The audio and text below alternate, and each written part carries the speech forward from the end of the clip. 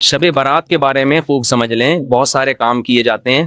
اس رات کے بارے میں یہ کہا جاتا ہے عبادت کی فضیلت ہے، ایک بات یہ ہو گئی۔ دوسری بات یہ بتائی جاتی ہے کہ اس رات قبرستان جانا چاہیے۔ تیسری بات یہ بتائی جاتی ہے اس رات تقدیر کے فیصلے ہوتے ہیں۔ چوتھی بات یہ بتائی جاتی ہے اس رات قرآن نازل ہوا ہے۔ پانچویں بات یہ بتائی جاتی ہے کہ اس رات میں پٹاخے وٹاخے، یا چھٹی یہ کہ نہانا دھونا چاہیے۔ ساتویں یہ کہ کوئی میٹھا میٹھا کھانا چاہیے، کھلانا چاہیے، برکت ہوتی ہے اس میں۔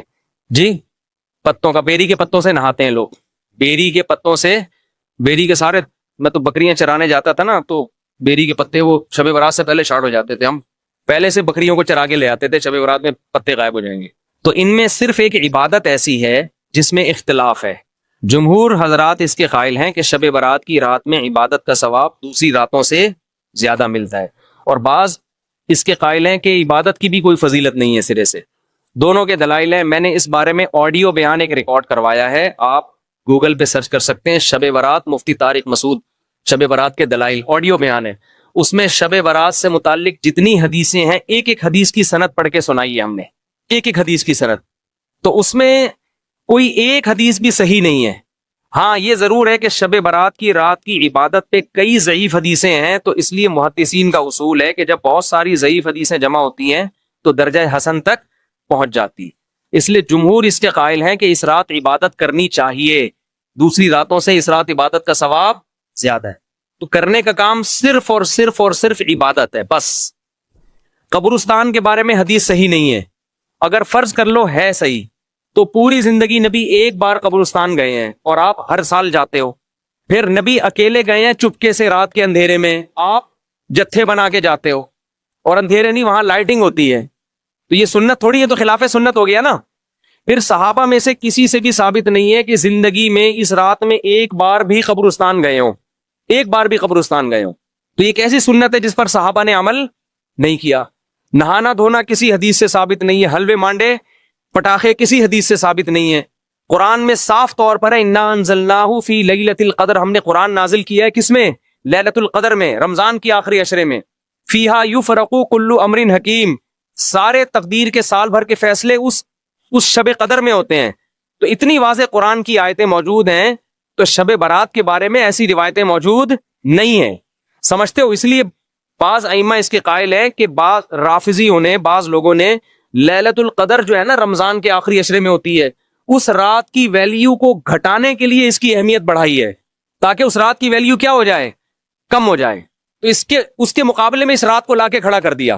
جو سارے فضائل لیلۃ القدر کے تھے وہ کہاں چسپا کر دیے؟ 15 شعبان۔ قرآن کہہ رہے واضح طور پہ ہم نے لیلۃ القدر میں قرآن نازل کیا۔ شب برات والے کیا کہتے ہیں؟ 15 شعبان کو نازل کیا، وہ کہتے ہیں اس میں بھی کیا، اس میں بھی کیا، پھر تعویلات کی جاتی ہیں۔ لیکن ایک بات قرآن اتنے واضح انداز میں بیان کر رہے ہیں، تو جو فضیلت جس رات کو حاصل ہے وہ اسی رات کو دینی چاہیے۔ تو 15 شعبان کو صرف اتنا اگر کرنا ہے تو صرف انفرادی طور پر عبادت کی جائے، اس کا بھی کوئی مخصوص طریقہ نہیں ہے۔ تو باقی یہ قبرستان والی جانے والی بات بھی کمزور ہے، اور اس رات میں فیصلوں والی اور حلوے مانڈے اور تہوار تو رات کو اسلام میں ہوتے ہی نہیں ہیں۔ اسلامی تہوار تو دن میں ہوتے ہیں، خوشی دن میں منائی جاتی ہے۔ اسلام میں راتیں عبادت یا نیند کی ہیں، خوشیوں کی راتیں نہیں ہوتی، چراغا نہیں ہوتا۔ عید الفطر دن میں ہے نا، عید الاضحیٰ بھی کب ہے؟ دن میں ہے۔ جمعے کی نماز بھی کب ہے؟ دن میں ہے، جس میں کراؤڈ ہوتا ہے، جس میں نہا دھو کے ہم آتے ہیں، ساری دن کی اعمال ہیں، یہ رات کے نہیں ہے۔ رات سونے کے لیے ہے، آرام کرنے کے لیے یا عبادت کرنے کے لیے۔ سمجھتے ہو کہ نہیں سمجھتے؟ صلاۃ و تسبیح کی جماعت بھی بدعت ہے، پڑھنی ہے انفرادی طور پہ پڑھیں، ٹھیک ہے؟ جماعت صلاۃ و تسبیح کی جائز نہیں ہے۔ تو یہ اور پتہ نہیں کیا کیا لوگ کر رہے ہیں شب برات میں، انٹرٹینمنٹ کا ذریعہ بنایا ہوا ہے، تفریح۔ 15 شعبان کی جو رات ہے اور 15 شعبان کا روزہ، اس کے حوالے سے بہت زیادہ لوگ سوال پوچھ رہے ہیں، تو میں نے ارادہ کیا میں ایک کلپ ریکارڈ کروا دوں۔ اس میں جو بھی میری ٹوٹی پھوٹی تحقیق ہے، جو میں نے احادیث دیکھی اس بارے میں، اور جو علماء کے اقوال دیکھے، اور جتنا میں اس کی ریسرچ کر سکا ہوں، اس کا ایک خلاصہ آپ کے سامنے رکھ دوں۔ اگر میں وہ تمام احادیث آپ کو پڑھ کے سناؤں، پھر ایک ایک کی سند پڑھوں، پھر ایک ایک کی سند پہ بحث کروں، تو وہ بات بہت ہو جائے گی لمبی، اور کلپ بہت طویل ہو جائے گا۔ تو ایک خلاصے کے طور پر پوری جو ایک تحقیق ہے وہ میں آپ کے سامنے رکھنا چاہتا ہوں۔ تو 15 شعبان کی جو رات ہے، جس کو شب برات کہا جاتا ہے، اس کا نام شب برات کسی بھی حدیث سے ثابت نہیں ہے، اس لیے عرب اس کو اکثر لیلۃ النصف من شعبان کہتے ہیں، کہ شعبان کے جو نصف ہے اس کی رات۔ خیر اس کا نام شب برات ہو، اگر اس وجہ سے برات کے اس میں اللہ تعالیٰ کہا جاتا ہے کہ جہنم سے بری کر دیتے ہیں، تو اس وجہ سے کسی نے نام دے دیا ہو تو ایک الگ بات ہے، لیکن اس رات میں ہوتا کیا کیا ہے، لوگ کیا کیا کر رہے ہیں، اس کی کیا شرعی حیثیت ہے، تو میں نمبر وار انشاءاللہ اس کو تفصیل سے بیان کروں گا۔ کچھ چیزیں تو ایسی ہیں جو بالکل ہی غیر ثابت ہیں، ان میں اس رات میں مٹھائی، حلوہ یا مختلف قسم کے حلوے پکا کے لوگوں میں بانٹنا، اور اس رات میں نہا دھو کے تیار ہونا، یہ اچھے کپڑے پہننا، ان دو چیزوں کو پہلے میں انشاءاللہ بیان کروں گا۔ دیکھیے اسلام میں راتوں کے تہوار کا کوئی تصور نہیں ہے۔ اسلام میں جتنے بھی تہوار ہیں وہ دن کی روشنی میں ہیں۔ عید الفطر، عید الاضحیٰ، یہ ہمارے دو تہوار ہیں جس میں ہم سیلیبریٹ کرتے ہیں ایک دوسرے کو، یہ دن کی روشنی میں ہمیں بتائے گئے ہیں۔ غیر مسلموں کے تہوار رات کو ہوتے ہیں، جیسے عیسائیوں کے تہوار کرسمس آپ دیکھیں رات کو ہوتا ہے۔ تو اس کی وجہ یہ ہے کہ اسلام نے دن کی روشنی میں تہوار رکھے ہیں۔ بہت ساری حکمتیں اس میں ہو سکتی ہیں، پوری حکمتیں تو ہم نہیں جانتے، لیکن کچھ سرسری غور سے کچھ حکمتیں ہمارے سامنے آتی ہیں کہ رات کا وقت ایسی چیز ہے جو اللہ نے عبادت کے لیے بنایا یا آرام کرنے کے لیے، سونے کے لیے بنایا۔ رات میں اگر آپ سیلیبریٹ کریں گے کسی بھی عمل، یعنی کوئی خوشی منائیں گے، تو اس میں انسان کی گناہوں کی طرف توجہ زیادہ جاتی ہے۔ جیسے آپ دیکھیں کرسمس میں شرابیں پی جاتی ہیں، اور جو بھی غیر مسلموں کے تہوار ہیں اس میں بھی چراغاں ہوتا ہے رات کے وقت۔ تو جبکہ ہمارے ہاں جو عید الفطر ہے وہ دن کی روشنی میں ہم نماز پڑھ کے اس کی ابتدا کرتے ہیں۔ تو آپ کہہ سکتے ہیں کہ شب برات کو کوئی تہوار تو نہیں مانتا، تو دیکھیں تہوار زبان سے ماننا ضروری نہیں ہے۔ آپ اپنے عمل سے جب کوئی ایسا کام کرتے ہیں جو تہواروں میں کیا جاتا ہے، تو اس کا مطلب یہ ہوا کہ آپ اس کو تہوار مان رہے ہیں، یعنی آپ اس کو ایک خوشی کا دن مان رہے ہیں۔ تو نہانا دھونا یا کھانے پکا کے لوگوں میں تقسیم کرنا یا خود کھانا، اور خاص طور پہ حلوہ یعنی میٹھا، یہ چیزیں تہواروں کے موقع پر ہوتی ہیں۔ جیسے ہم عید الفطر والے دن صبح سوئیاں بناتے ہیں، میٹھا بناتے ہیں، کھاتے ہیں، لوگوں کو کھلاتے ہیں، نہاتے ہیں، اچھے کپڑے پہنتے ہیں۔ جمعے والے دن بھی، جمعے میں بھی عید کا عنصر ہے حدیث میں، اس کو بھی عید قرار دیا، اس دن بھی ہم نہا دھو کے کپڑے پہنتے ہیں۔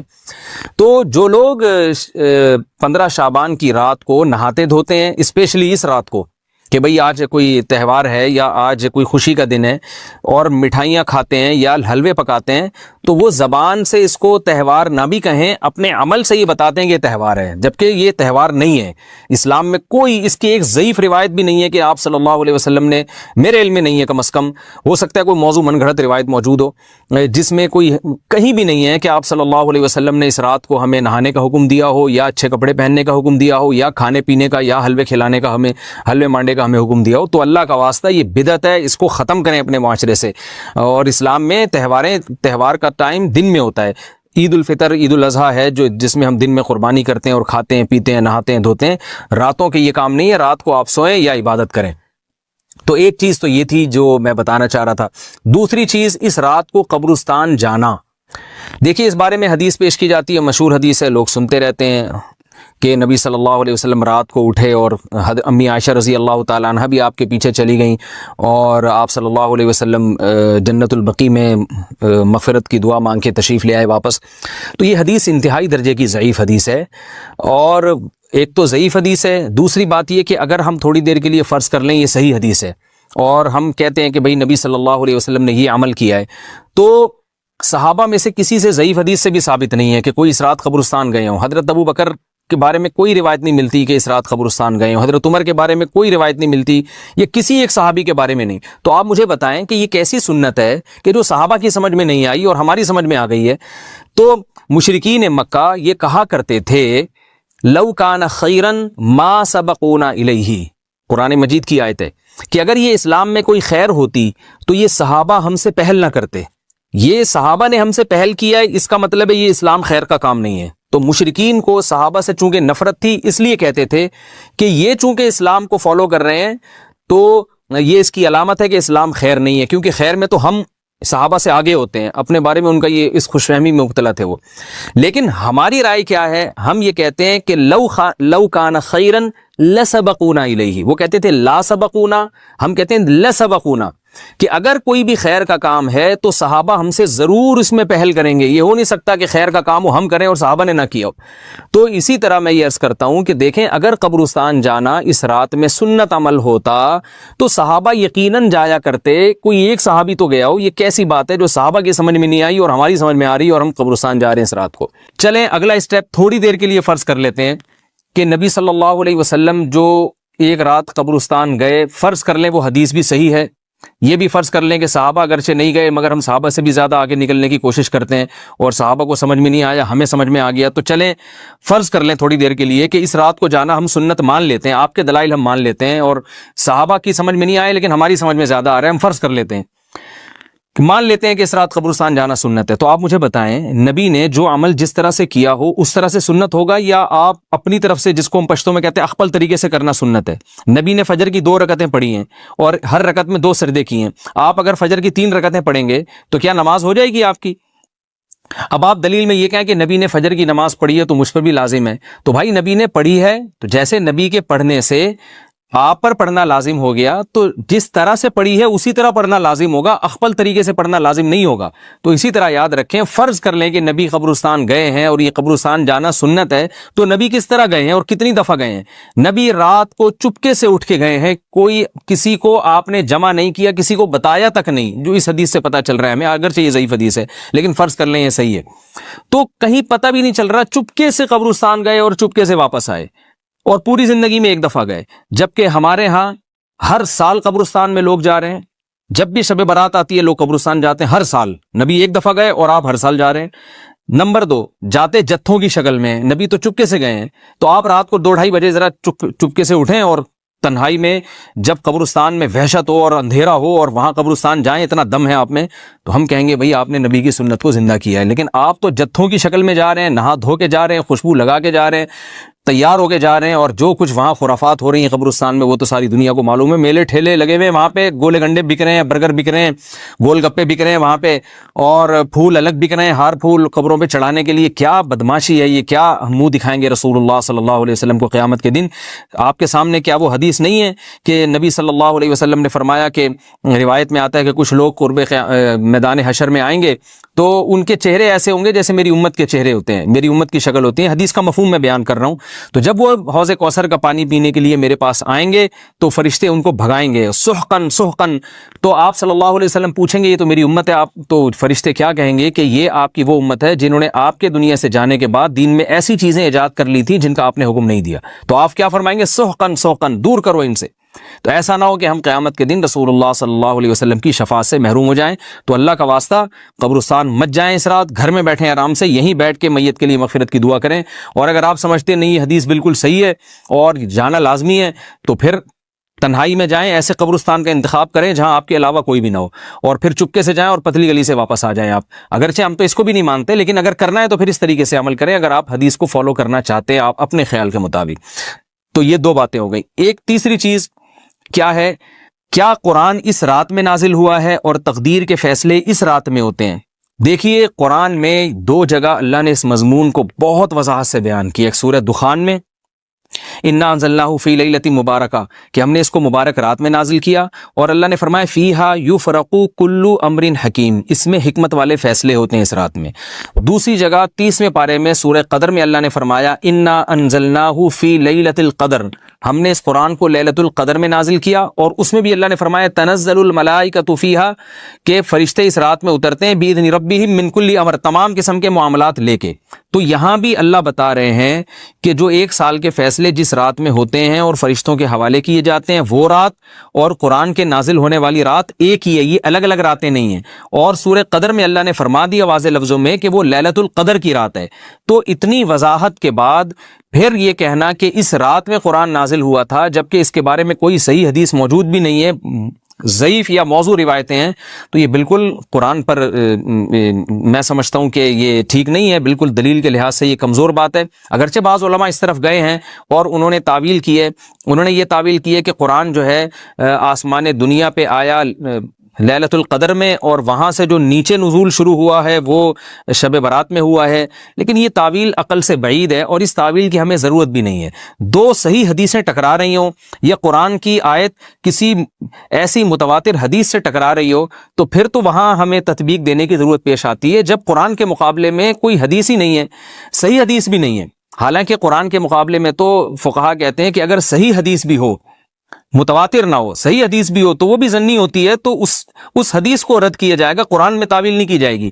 لیکن یہاں تو صحیح حدیث بھی نہیں ہے، یہاں تو ایک ضعیف روایت ہے اور ضعیف اقوال ہیں، آپ اس کو کیسے قرآن کے مقابلے میں لا سکتے ہیں؟ تو جو بالکل بے غبار بات ہے وہ یہی ہے کہ اللہ تعالیٰ نے قرآن مجید کو لیلۃ القدر میں نازل کیا، جو رمضان کے آخری عشرے میں ہوتی ہے، اور اسی لیلۃ القدر میں فیصلے بھی ہوتے ہیں۔ اور بعض لوگ کہتے ہیں اس میں حرج کیا ہے کہ ہم 15 شعبان کو بھی فرض کر لیں، اس میں قرآن نازل ہوا اور لیلۃ القدر میں بھی، بھائی اس سے لیلۃ القدر کی ویلیو کم ہوتی ہے۔ اللہ تو لیلۃ القدر کی ویلیو بڑھا رہے ہیں کہ یہ ایسی رات ہے جس میں ایک سال کے فیصلے بھی کر دیے جاتے ہیں اور اس میں قرآن مجید کا نزول بھی شروع ہوا۔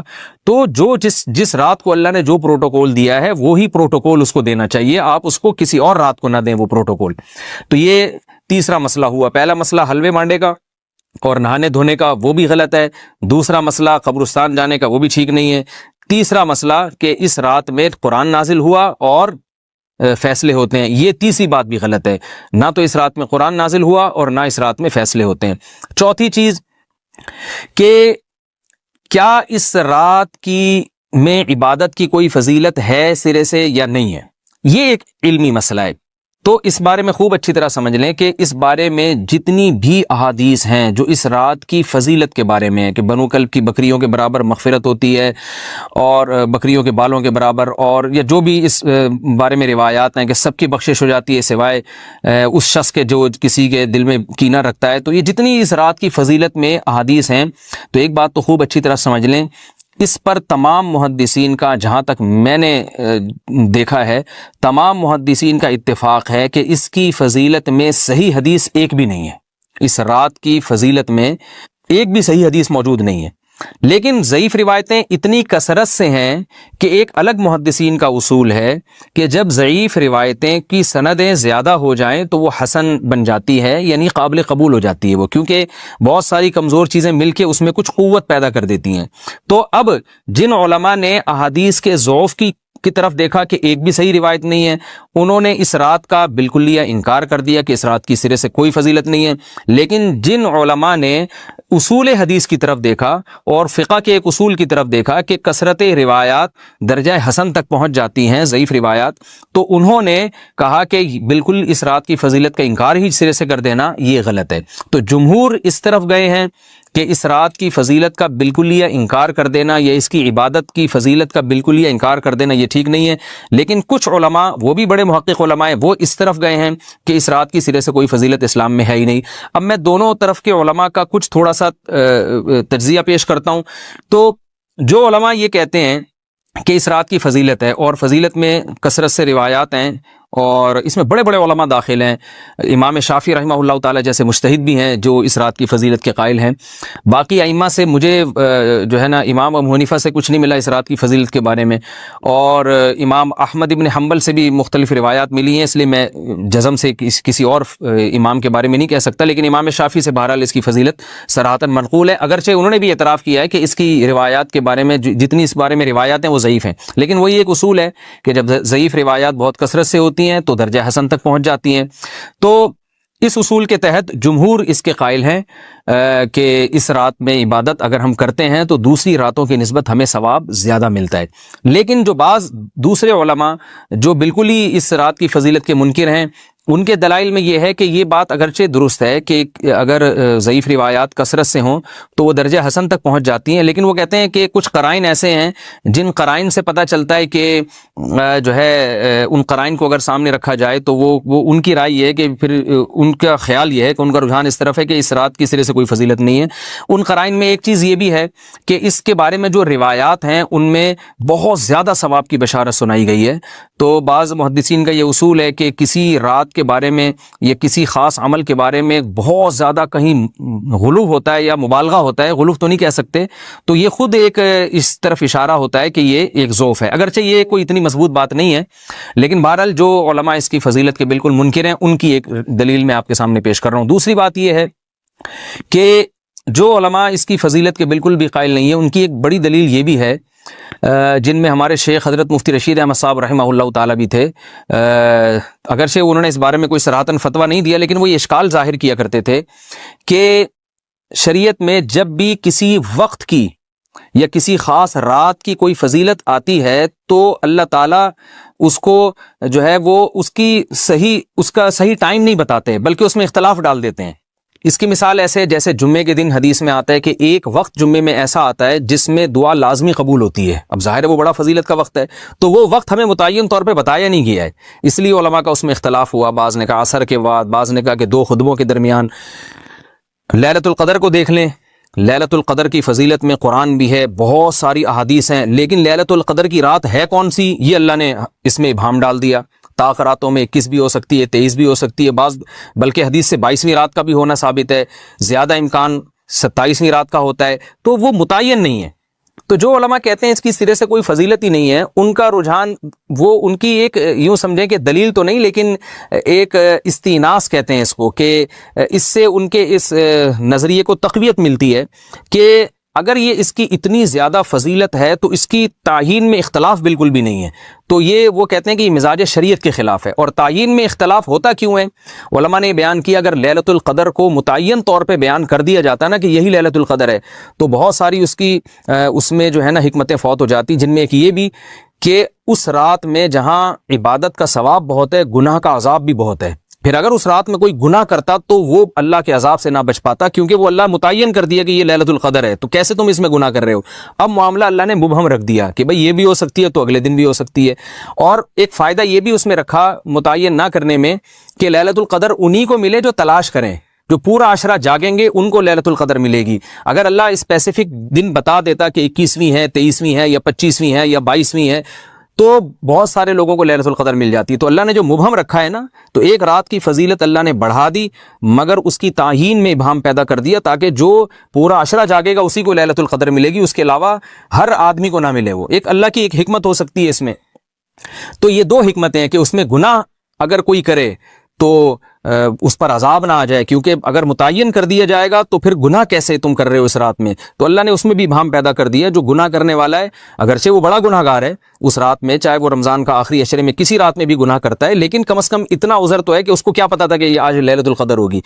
تو جو 15 شعبان کی رات ہے اس کی بہت زیادہ فضیلت ہے، تو پھر یہ رات کو متعین کیوں کر دیا گیا؟ یہ ان علماء کی دلیل میں بیان کر رہا ہوں جو اس کی فضیلت کے بالکل بھی قائل نہیں ہے، لیکن بہرحال حقیقت یہ ہے کہ جمہور علماء اس کی فضیلت کے قائل ہیں، کیونکہ یہ جو میں نے دلائل دیے کہ وہ علماء جو اس کی فضیلت کے سرے سے منکر ہیں، ان کے یہ دلائل کو ہم دلیل نہیں کہیں گے بلکہ استئناس کہیں گے، کہ استئناس کہتے ہیں کہ ایک چیز استدلال نہیں ہے بلکہ ان اپنے نظریے کی تقویت کے طور پر ایک چیز کو پیش کر دینا جس سے یہ لگتا ہو کہ واقعی یہ صحیح کہہ رہے ہیں، اس کو استئناس کہتے ہیں۔ میں جو آسان لفظوں میں سمجھانے کی کوشش کر رہا ہوں، اور ایک استدلال کہتے ہیں کہ ایک ریسرچ کو، ایک پوری تحقیق کو۔ تو جمہور کا مذہب ایک اصول پر مبنی ہے کہ بھئی اتنی ساری روایات ہیں اور ضعیف ہیں، ان میں ٹھیک ہے کچھ موضوع بھی ہیں لیکن بہت ساری ایسی ہیں جو موضوع بھی نہیں ہیں، تو ضعیف روایات ہیں جب اتنی کثرت سے ہیں اور اس میں ہے بھی عبادت کا تذکرہ، تو عبادت کرنے میں کوئی حرج بھی نہیں ہے، تو لہذا انہوں نے اس کو جو ہے نا اس کو دلیل بنایا ہے، اور اصول کے لحاظ سے یہ بات درست ہے۔ تو اس اصول کو اگر کوئی فالو کرنا چاہے تو اس رات کی عبادت اس کے لیے بالکل ٹھیک ہے، اور اللہ کی رحمت سے امید ہے کہ اس میں اس کو ثواب زیادہ ملے گا۔ تو جمہور ایک طرف ہیں اور بعض علماء دوسری طرف ہیں۔ تو یہ میں نے صرف اس لیے بیان کر دیا کہ اس رات کی فضیلت میں اتفاق نہیں ہے بلکہ مختلف فی ہے، مجتہد فی ہے، اختلاف رائے اس میں ہو سکتا ہے۔ تو اگر کوئی عالم اس رات کی فضیلت کا بالکل ہی انکار کرے اور ان علماء کا بھی احترام کرے جو اس رات کی فضیلت کے قائل ہیں، تو پھر اس عالم پر رد کرنے کا حق نہیں ہے۔ دوبارہ میں اپنی بات کو ریپیٹ کرتا ہوں، اگر کوئی عالم یہ کہے کہ اس رات کی سرے سے کوئی فضیلت نہیں ہے تو اس عالم پر طعن و تشنیع جائز نہیں ہے، کیونکہ ان کے بھی کچھ نہ کچھ استدلالات ہیں۔ ہاں، اگر کوئی عالم اس رات کی فضیلت کا انکار کر کے جمہور کے مذہب کو بالکل غلط قرار دیں اور اس عمل کو یہاں اس رات کی عبادت کو بالکل بدعت قرار دیں، اور جو اس رات میں عبادت کر رہے ہیں یا اس کی فضیلت کے قائل ہیں ان کو بدعتی قرار دیں، تو یہ غلو ہو جائے گا، یہ زیادتی ہو جائے گی، جو کہ بالکل غلط ہے۔ کیونکہ جب دونوں طرف دلائل ہیں تو اعتدال والی رائے اختیار کرنی چاہیے، اور کسی ایک طرف بہت زیادہ جھکاؤ یا کسی ایک کو 100% غلط قرار دے دینا، بدعتی قرار دے دینا، یہ درست نہیں ہے۔ تو ہماری قوم میں ایک مزاج ہے کہ بس اپنی رائے کو مسلط کرتے ہیں اور دوسرے کی رائے کو مانتے ہی نہیں ہیں۔ تو عوام کے لیے کیا ہے؟ لوگ کہتے ہیں مفتی صاحب کنفیوز کر دیا آپ نے، تو لٹکا کے چھوڑ دیا ہمیں۔ وہی میں کنفیوز نہیں کر رہا، عوام جمہور کے مذہب کو فالو کرے گی، جمہور میں بڑے بڑے علماء ہیں، وہ اس کی فضیلت کے قائل ہیں، اور وہ اس کے قائل ہیں کہ اس رات میں عبادت کرنی چاہیے، تو آپ جمہور کے مذہب کو فالو کر سکتے ہیں۔ تو اب یہ بات تو ہو گئی جمہور کا مذہب، میں نے آپ کو بتایا کہ وہ اس رات میں فضیلت کے قائل ہیں کہ اس رات میں عبادت کرنی چاہیے، لیکن کیسے کرنی چاہیے اس پر تمام علماء کا اتفاق ہے کہ مسجد میں جتھے بنا کے جانا یا اجتماعی عبادت کرنا یہ بالکل بدعت ہے، بالکل ناجائز ہے۔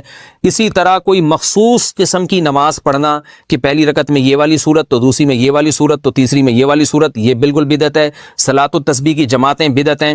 تو ایک ہی راستہ ہے آپ کے پاس، آپ عبادت کرنا چاہتے ہیں تو انفرادی طور پر ایسے عبادت کریں جیسے عام دنوں میں آپ عبادت کرتے ہیں، یہ ویسے ہی نماز پڑھیں جیسے عام دنوں میں نماز پڑھتے ہیں۔ کوئی مخصوص صورتیں، مخصوص رکعتیں نہیں ہیں، جتنی اللہ توفیق دے تنہائی میں آپ 2 رکعتیں، تہجد کی 4 رکعتیں، 6 رکعتیں، 8 رکعتیں، 16 رکعتیں، جتنی اللہ توفیق دے آپ رات کو کھڑے ہو کر انفرادی نماز پڑھیں، دعائیں مانگیں اللہ تعالیٰ سے، قرآن کی تلاوت کریں، تسبیحات کریں، جتھے نہ بنائیں مسجد میں، چراغاں نہ کریں، بتیاں نہ لگائیں، قبرستانوں پہ رش نہ کریں، یہ سب ناجائز اور سب حرام ہے، گناہ ہے، اس کا اسلام میں کوئی تصور نہیں۔